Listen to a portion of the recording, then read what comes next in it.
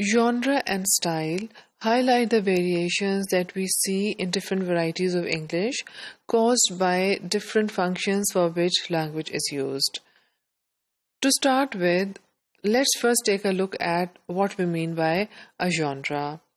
A genre is a type or category of literature or any other form of art, for example, music, painting, film, etc., which is marked by a distinctive style, form, or content.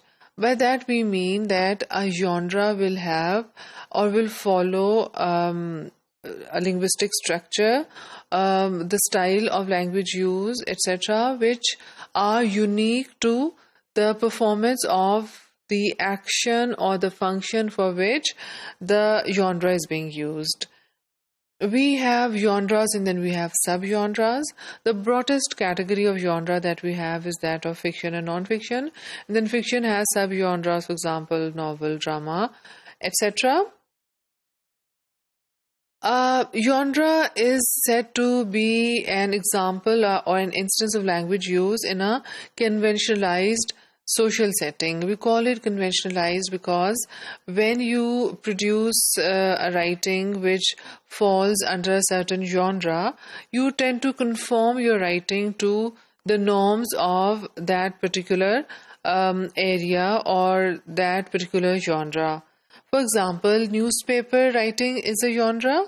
So whenever you write for newspaper, you tend to conform to the kind of writing which is appropriate for newspapers. And then within newspaper writing, we have different subgenres.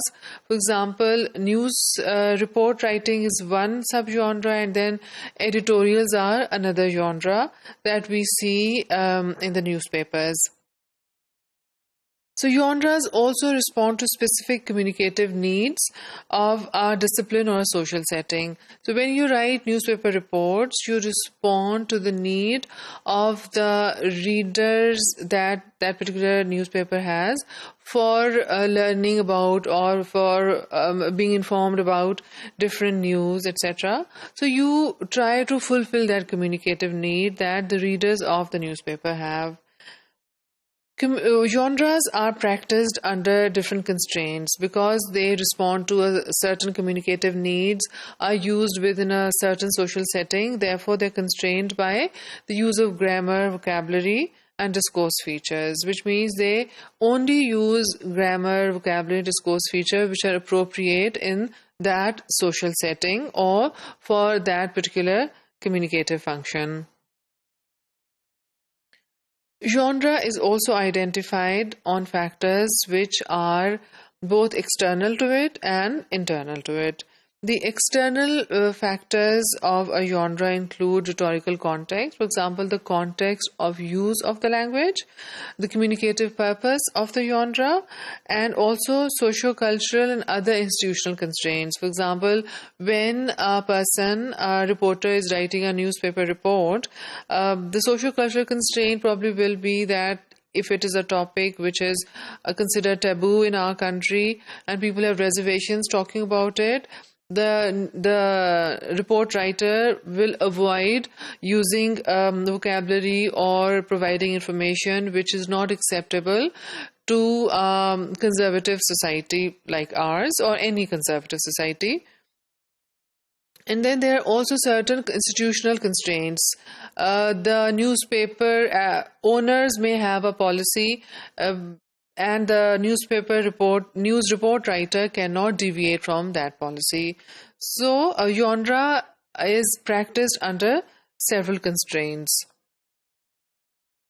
The factors which are internal to the text are vocabulary, the use of vocabulary, the kind of grammar that is appropriate for a particular kind of text, and also text organization patterns. For example, what should come first, what should come next, how should a particular piece of writing end, so on and so forth. Genre is also said to display certain contradictory features.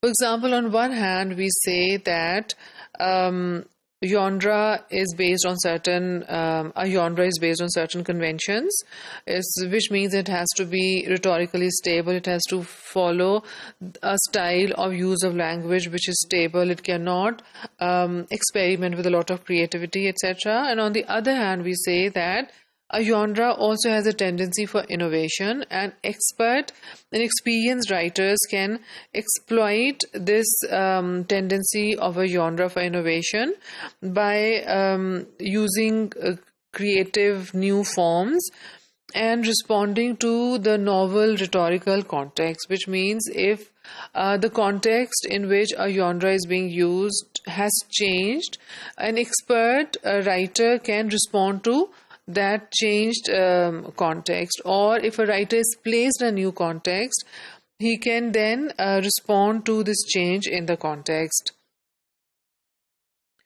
Creativity, when we talk about creativity in a genre, what we mean is creativity displayed through the use of different linguistic resources, and these changes represent very subtle, very slight changes in the style of the genre, and these subtle changes sometimes are used to convey sometimes private feelings, sometimes the organization for which you work may have a policy to convey a certain kind of message to its readers, and then many other social factors can also sort of motivate your use of creativity in a genre which is controlled by different conventions.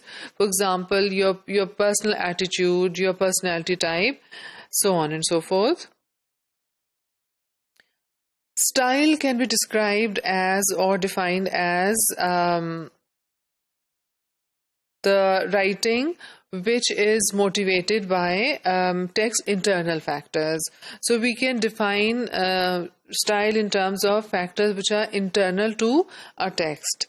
Style can demonstrate a typically individual use of language. You may be writing or producing a piece of writing in a certain genre. Again, let's take the example of a newspaper report. So you may be writing a newspaper report and making sure that you conform to the conventions of that genre. Still, you may want to use your individual style and therefore make use of some creativity in the style of the text. Style can also be demonstrated through a typical functional use of the language. So you may use the language for new function or use it in a slightly different way. So you can demonstrate your individuality through the style that you use in a piece of text. The major difference between style and genre is that genre focuses more on the communicative value. For example, the focus of the genre will be on whether you are successfully able to convey the message that the piece of writing intended to convey. Whereas style pays more attention to linguistic forms. So genre is more holistic. Its focus is on performing the function which it is aimed at performing, which it aims at performing, and style is focused more on the linguistic forms which are used in a piece of text.